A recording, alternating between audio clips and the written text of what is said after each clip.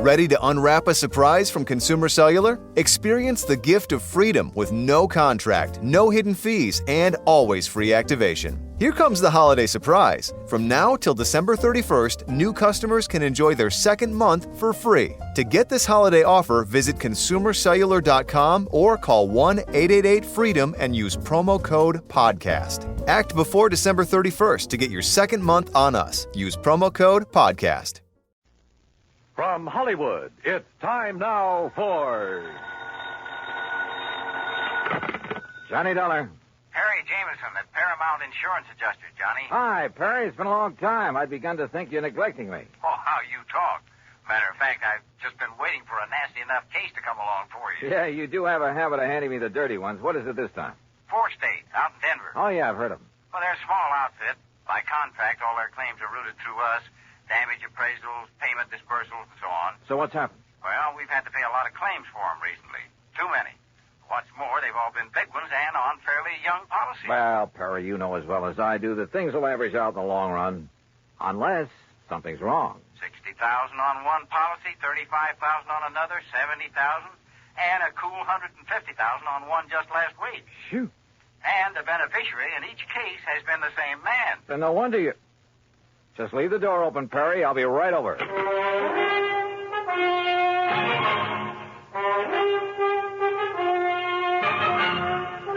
Bob Bailey in the exciting adventures of the man with the action-packed expense account. America's fabulous freelance insurance investigator. Yours truly, Johnny Dollar.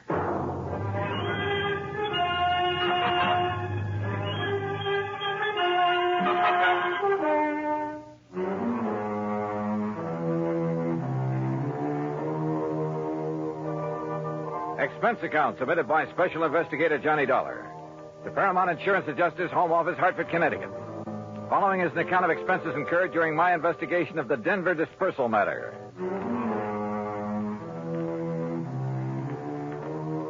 Expense account item 1, $1.10 for the cab that took me over to Perry Jameson's office at Paramount. True to form, the door was wide open for me. I kind of thought this thing might get you down here in a hurry, Johnny. Sit down. Yeah, thanks.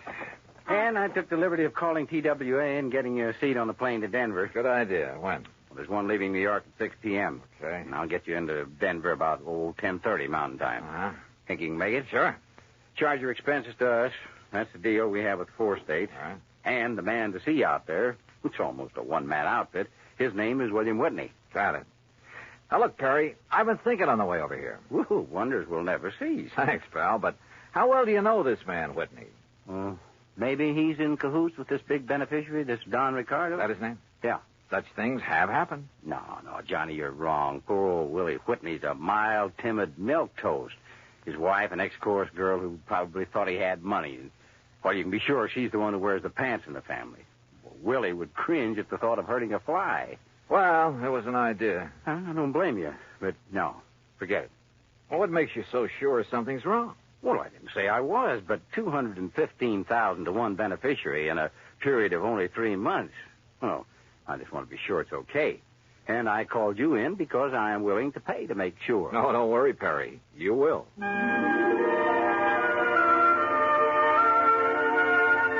Expense account item 2, $141 even, plane fare and incidentals, Hartford to New York to Denver.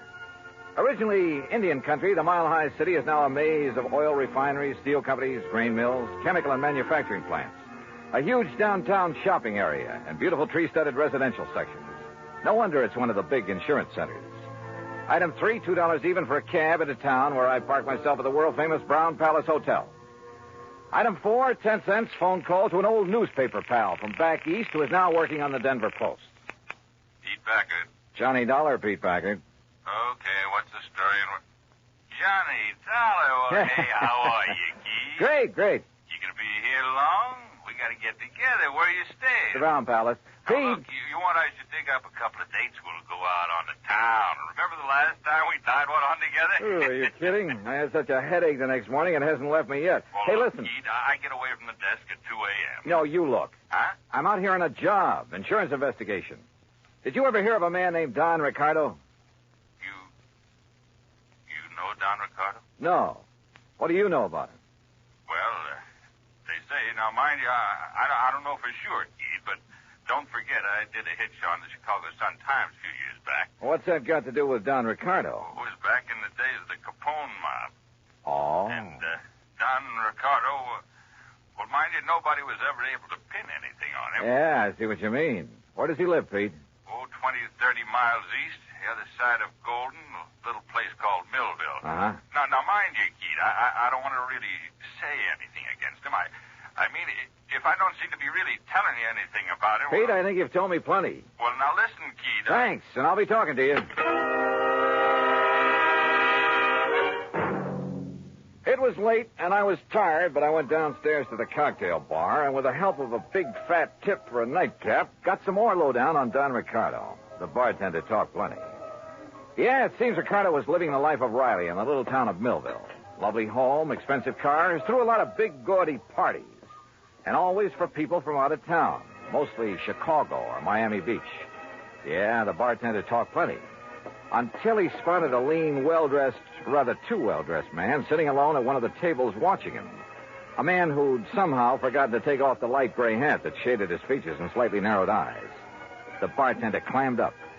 I paid for my drink, that's item 5, and was conscious of being watched closely as I casually sauntered out and took the elevator up to my room.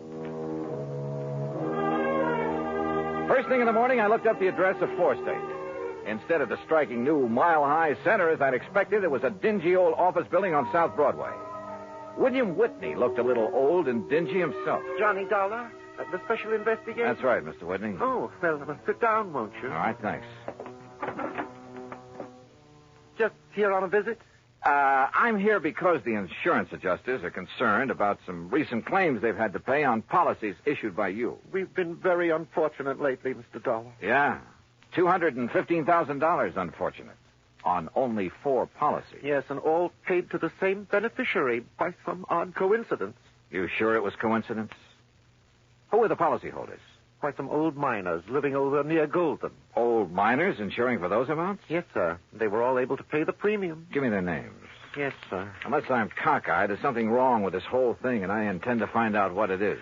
The policies were issued in good faith, and the premiums paid. But I agree with you, sir, and I'm terribly concerned. I'm glad you're here, sir. It will not only save the company a lot of money, but it will take a great load off my mind. Here's the list. Yeah. Do you know the beneficiary, this Don Ricardo? Only through seeing him when I've given him the checks. Barno, Mulligan, R. Smith, and J. Smith. Did any of these insured have families? Well, I don't know. You see, the beneficiary in each case... Yeah, I know. Better let me see those policies. Whitney left me alone while I plowed through his files. Satisfied, at least, that the policies themselves were okay, I finally left him, hailed a taxi, and told the driver to head for the town of Golden.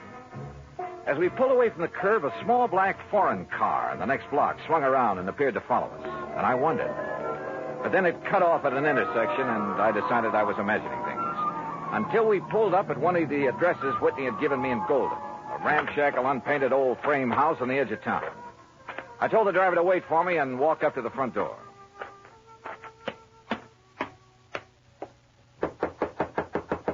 It looks to me like that house is empty, mister. You sure you give me the right address? Yeah, this is the address, all right. But I guess that... Huh? Hey, that door open by itself? I don't know. Hello? Hello? Anybody? No! Mister!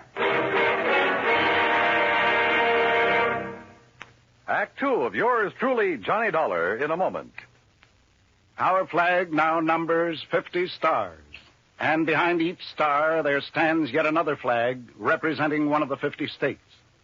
Vermont's state flag, in its early form, imitated our national flag, uniquely bearing 17 stripes and 17 stars, with only the inscribed word Vermont to distinguish it.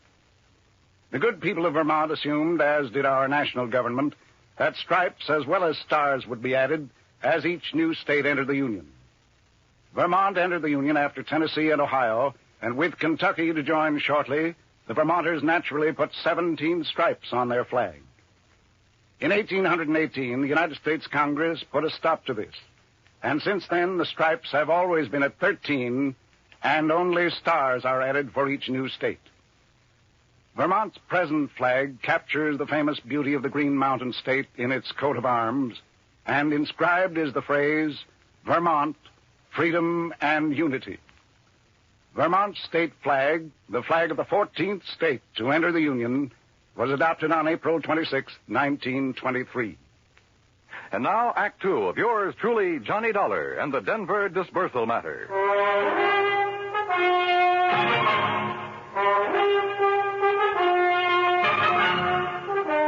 The old house at the edge of Golden, Colorado looked empty, but I knocked anyway. You sure you give me the right address, mister? Yeah, driver, this is the address, all right. But I guess that... Huh? Hey, that door open by itself? I don't know. Hello? Hello? Anybody? Oh! Mister! Mister. Go back. Get away from this open door. But you're hurt. Your neck, you're bleeding to death. Stay down. Barely nicked me. I'm all right. Holy cow. I thought you was a goner. Here, let me help you. You'll need help if you don't stay out of his line of fire. Well, who was it? You see anybody? Hey, listen.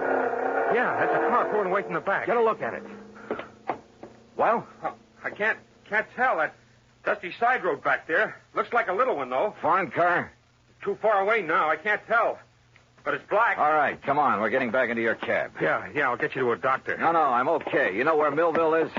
Sure, a few miles east. It's an old mining... Come on. You know where Don Ricardo lives? For sure, You want to go there? Does he own a small black foreign car? Yeah, real expensive job. I've seen him in town. But, mister, Come on, because I'll lay odds he's the one who fired those shots. You mind if I drop you off a few blocks away from his place?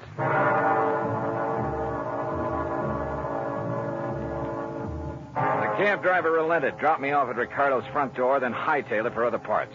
It was a nice home, very modern, seemingly out of place in what had once been a prosperous mining center, but was now a little more than a ghost town. Yes? Mr. Ricardo? That's right. Who are you? I think you know, but I'll tell you anyhow. I'm Johnny Dollar, insurance investigator. Oh, come in, Mr. Dollar. We can sit in the den. Would you like a drink? No, thanks. What happened to your neck there? It's been bleeding. I will get to that later. I've been rather expecting someone like you to call in view of my good fortune in insurance money lately. Sit down. You sure you wouldn't like a drink? Tell me one thing. Yes. Who paid the premiums on those 4 policies that netted you a couple of $100,000? Why, the policyholders, of course. At least to the best of my knowledge. 4 old broken-down miners? They were still quite active, Mr. Dollar, hoping to find a new vein in some of the old workings in this region. Then maybe you grub-staked them, huh? Well, as a matter of fact, I did. And they promised me a share of whatever they might find. In return, they named me in their insurance policy. Oh, you must have given them plenty. More than a worked-out mine could ever yield. How do you mean? To afford the premiums on those hefty policies. Now, look, Dollar, it was all perfectly legal on the up and up. How old were they? Barno? Bono? About 68, I believe. Mulligan and Smith and the other Smith? About the same. So what? Oh, the company was crazy. How did they die, Ricardo? By some strange coincidence, the poor old fellows all went the same way. Accidents there in the mine they were working. Did the police investigate those accidents? I imagine so. Now, look, Ricardo, as you know very well, I was shot at a few minutes ago. Shot at? At a little isolated house on the edge of Golden. You were a lousy shot. Aye. Now, look here. Also, you should have known better than to park that little foreign job of yours in the driveway, at least without washing it down. What are you talking about? That kind of purplish dust it's covered with. Dust? Yeah, I'm talking about the side road back of that house where you tried to plug me. Well? Okay, Dollar. Maybe you're right about the whole thing. So what if I did try to knock you off? Oh, you admit it, huh? Yeah, why not? But since I didn't kill you then... Oh, no, you're not.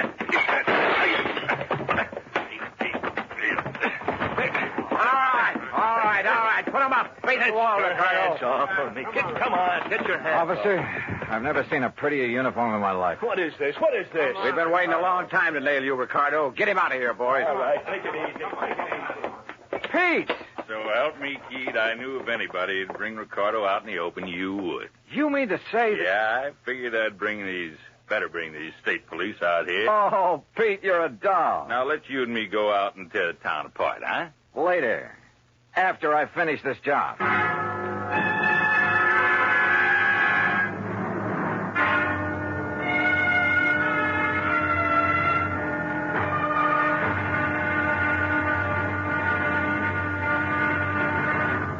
Act 3 of yours truly, Johnny Dollar, in a moment. Over 150 years ago, the Swiss poet Henri Amiel wrote, "Heroism is the brilliant triumph of the soul over fear. Heroism is the dazzling and glorious concentration of courage." During the Korean campaign, Corporal Ronald Rosser was attached to the heavy mortar company of the 38th Infantry, 2nd Division, United States Army. Rosser, a veteran of World War II, rejoined the Army and shipped to Korea when he heard that his brother had fallen in the winter assault of the Chinese Communists. One day, Rosser's company moved into enemy territory. At the time, the corporal was a forward observer and carried a radio. Suddenly, in the midst of an enemy attack, Rosser handed his radio to a buddy, slipped the safety off his carbine, and filled his shirt with hand grenades.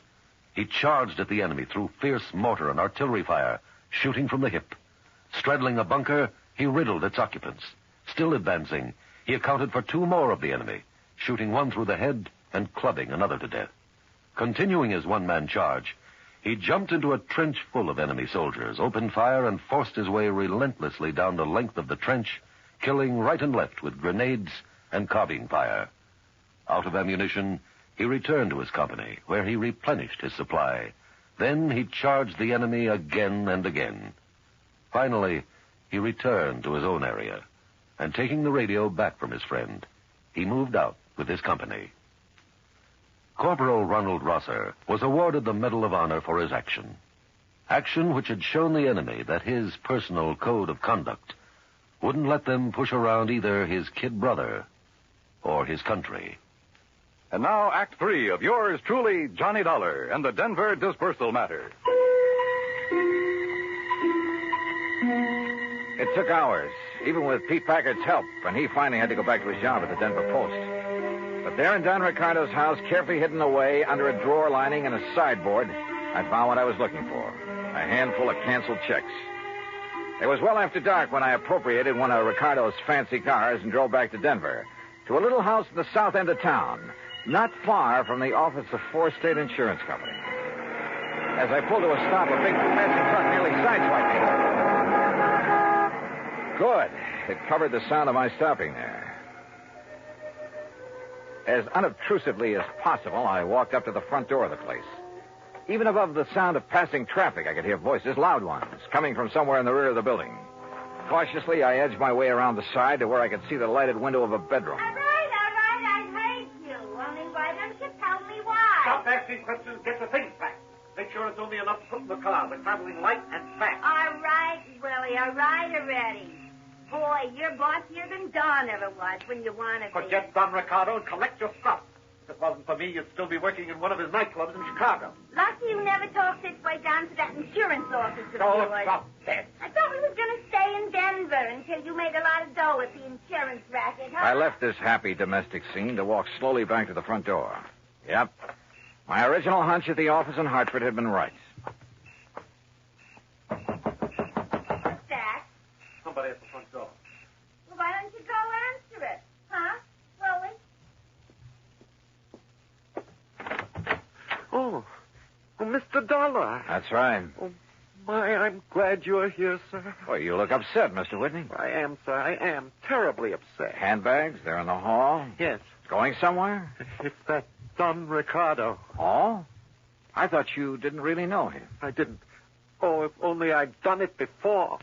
I'd never have issued those policies naming him as beneficiary. Done what, Mr. Whitney? Investigated that Ricardo. But I did. After you left me this morning. He's a gangster. An ex-gangster, Mr. Dollar. No. Yes. I suddenly realized that in your investigation, you'd investigate him, and he'd think I'd had you investigate him. He'd think I was trying to make trouble for him. It frightened me terribly. And that's why you decided to leave town, huh? Yes, of course. Until this whole thing blows over. He's a dangerous man. He'd stop at nothing. He might even try to kill me. I must leave here immediately. Oh, I wouldn't be too sure of that. Where did you plan to go? Far away, anywhere where he couldn't find me. And where maybe I couldn't find you. Of course. What? Why did you say that? Well, I was just thinking. This morning when I was going through the files at your office, you left me alone for a while. Yes, I recall that I did. Why? To make a phone call, maybe? To Don Ricardo? What? Is that why he just happened to be waiting in his little foreign car a block or so up the street about the time I left your office in a cab? Oh, Mr. Dollar. Pretty good theory, isn't it? Especially when I have these little scraps of paper to back it up. What are those? Some of Don Ricardo's canceled checks. Made out to you. 20% of the take on those big, fat insurance payments. Where did you get those? Funny, too. They're all dated one day after you paid off on each of those big claims. Give me Oh, those. you don't. We're going to need these in... No, I'll kill you. Mr. Milquetoast, huh? You dirty... I'll kill you. Okay, baby. All right. All right. Okay, Willie, get up on your feet. Yes, sir. Anything you say, Mr. Dollar. But please, you must believe me. Oh, I'm cut an it. innocent That man. timid soul Poles of yours may have sold insurance to a handful of suckers, wouldn't he? But it hasn't sold me a thing.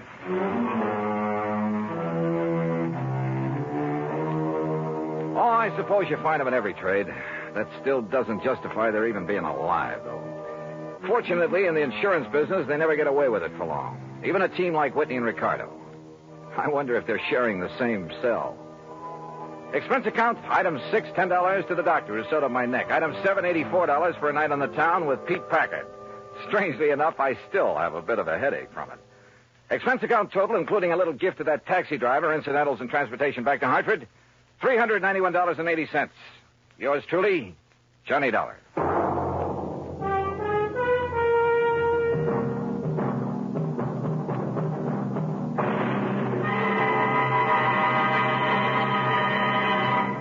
Our star will return in just a moment. Our flag now numbers 50 stars, and behind each star there stands yet another flag representing one of the 50 states. Idaho's state flag depicts the prime industrial pursuit of its citizens, mining. Balanced against this image is a female figure combining the virtues of the goddess of liberty, for she carries the spear and cap of liberty, and the goddess of justice, represented by the scales in her hand. A bright, shining star in the heavens is an indication that Idaho has joined the nation. Overall is the motto, Esto Perpetua, may she endure forever. Idaho's state flag, the flag of the 43rd state to enter the Union, was adopted on March 12, 1907. Now, here is our star to tell you about next week's story. Next week, a killer's list. That's right, a list of victims. And guess who's on it? Join us, won't you? Yours truly, Johnny Dollar.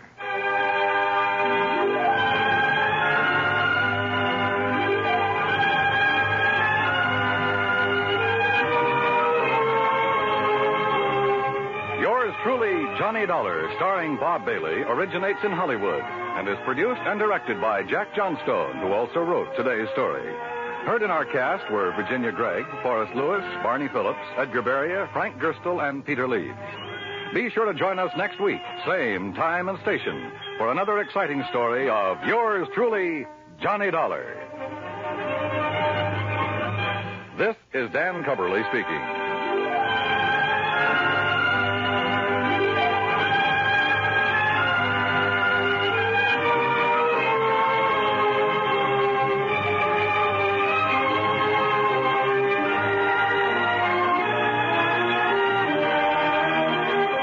This is the United States Armed Forces Radio and Television Service.